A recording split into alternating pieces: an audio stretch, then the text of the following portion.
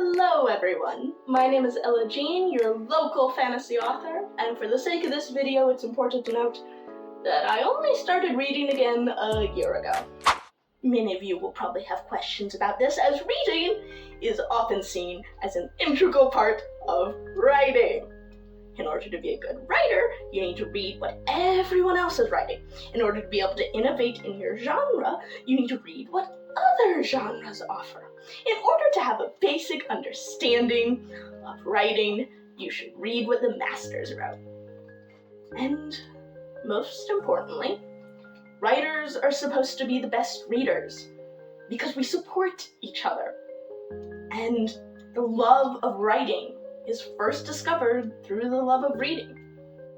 I knew all of this. I used to devour books as a kid, going through entire series in a matter of a week. I knew the local librarians by name as well as my elementary and middle school librarians. My parents used to say they were the only parents in the world who had to tell their child to put the book down. I don't really know what happened when I went into high school. A lot of my high school career is a blur in the grand scheme of things. But I know I started writing my freshman year, and sometime after that I stopped reading.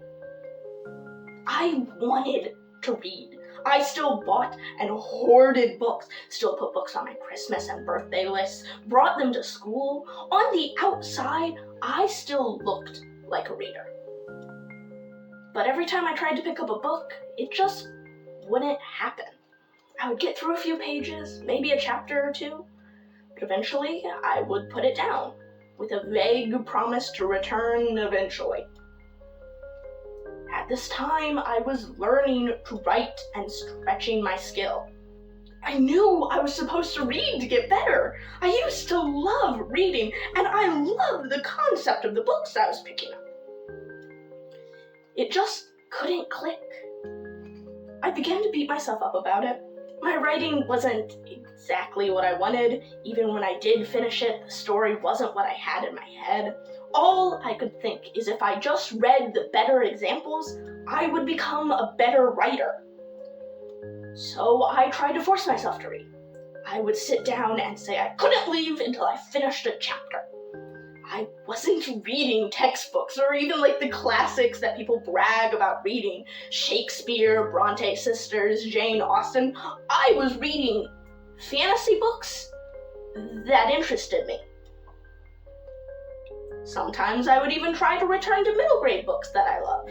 Fablehaven's second series was still coming out. I bought the last book, the book I was so excited for, the culmination of this story I had dedicated years of my life to reading. And yet it sat on a shelf. Something was wrong. But I was in high school and didn't know how to figure it out. So instead of trying to figure out why I couldn't read, I kept trying to force myself to change.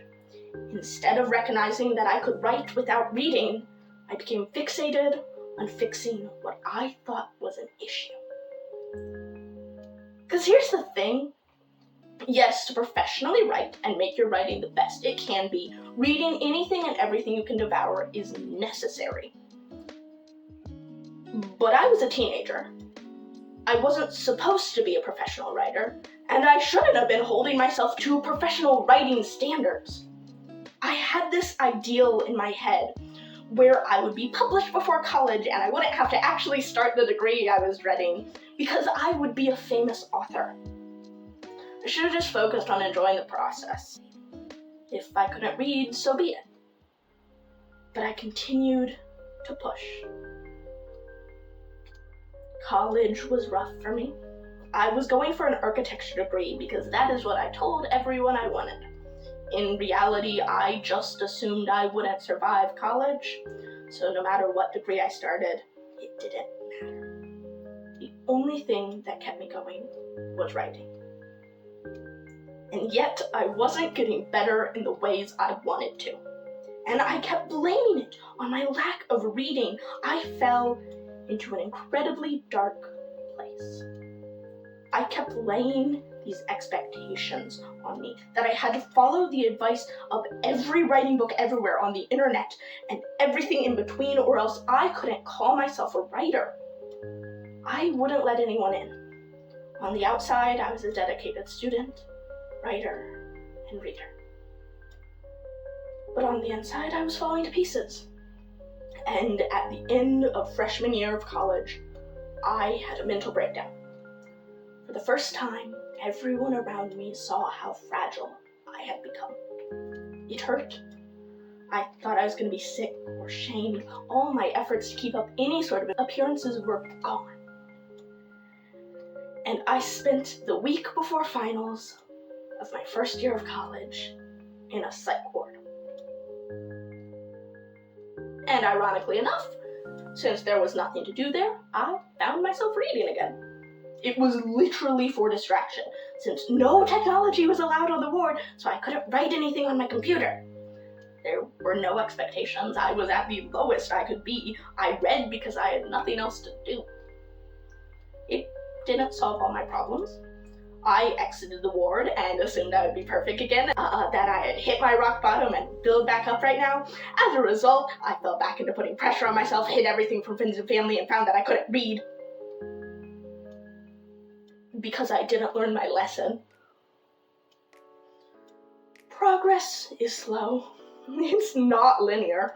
I would have loved to be fixed with a single trip to the psych ward, but all it did was strip me bare. I needed to put myself back together. And I would end up needing to take 2 more trips back before I figured that one out. I still couldn't read. I switched to getting an English degree. Half my classes were reading books, but I found myself searching online for summaries. It felt fake. I knew something was still wrong, but I couldn't figure out what. I returned to the library. I would bring home stacks of books, and yet I couldn't finish most. I would get through maybe one in a month. It was progress, but I found myself putting pressure back on, and they weren't fun to read. Then I ended up on Kindle. I found a free bundle, and while most of the books they offered sounded amazing and would have been lovely, and I went back to read most of them later, and they were, found myself drawn to a book with very questionable reviews. I opened it out of pure curiosity, and it was bad. It's an accomplishment to write a book. And I don't think books have to be traditionally published to be good, and there are definitely bad traditionally published books out there.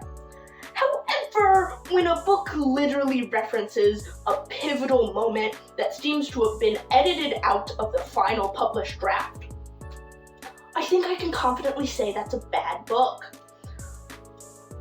It was a bad book that was a joy to read, though.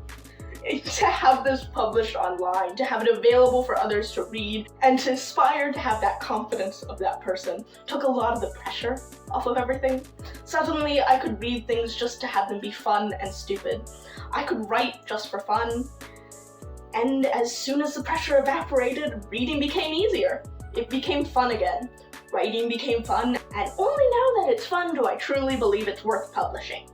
It's such a backwards concept. Only once I didn't care about publishing and being perfect did the writing have room to improve and become publishing quality. I've been in dark places. I know that just because I'm sharing my experience, letting off this pressure, doesn't mean that it'll be easier for you to do the same.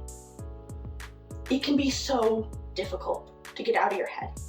I understand that more than most, no matter what others share with you.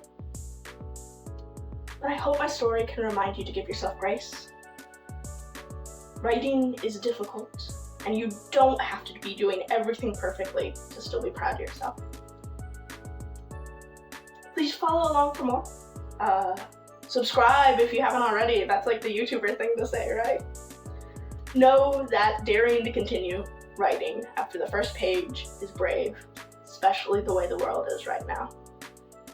And I want to build a community of writers with you, because anyone can write, and everyone has a story in them.